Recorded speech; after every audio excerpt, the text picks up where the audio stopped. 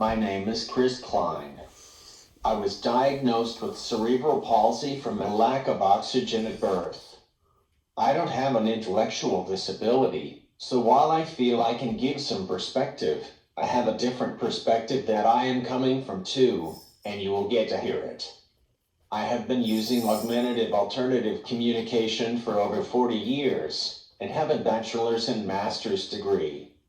I am sorry I couldn't be with you in person tonight. My takeaway from this film is that there is a lot of work to be done. This is only one pre-trial of one types of disability. I have a college degree. I have a master's degree, and I still can't find employment.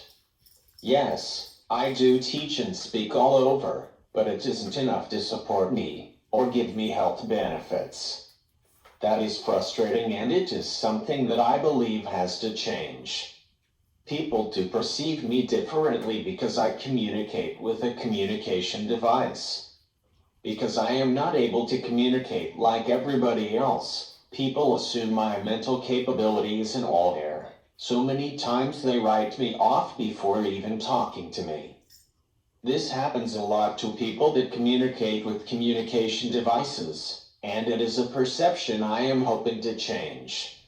However, I know it's still an uphill battle. My advice to the public would be to treat somebody like myself like you would treat anybody else. This isn't really rocket science. We are people just like you are people, so come talk to us, without talking loudly or slowly to us. For teachers, parents, and professionals, I believe you need to set higher expectations for these individuals. I believe we are setting expectations way too low, and they are going to reach whatever expectation is set for them. It's on us to make sure our expectations are set higher, so that they can actually reach their full potential. I believe to get them to be self-advocates, they have to become a major part of the planning process. I know the law requires this, but I don't believe we get the individual involved with the planning process of their life. Would you be where you are if you never planned anything about your life? I don't think you would. So I believe that same principle applies to an individual with any kind of disability. Which brings me to the next question. It would be hard for them to be leaders if they could never dream. I believe we squash people's dreams before even trying to make them into reality. So let's ask them what their dream is, and then let's make it into an educational plan, no matter how achievable it is. This is how you make and develop them into leaders. This is how you can get them involved into the community, so that they are able to grow those skills. It is interesting because I don't know if we have made progress with inclusion, or gone backwards.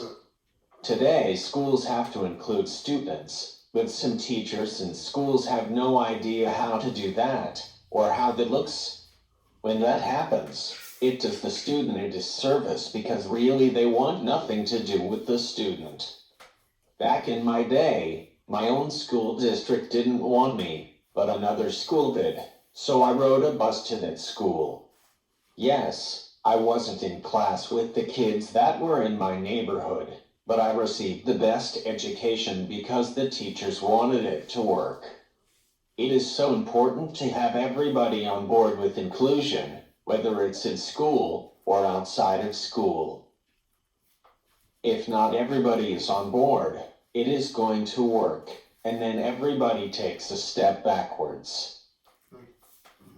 My advice to parents that just heard that diagnosis is to believe anything is possible.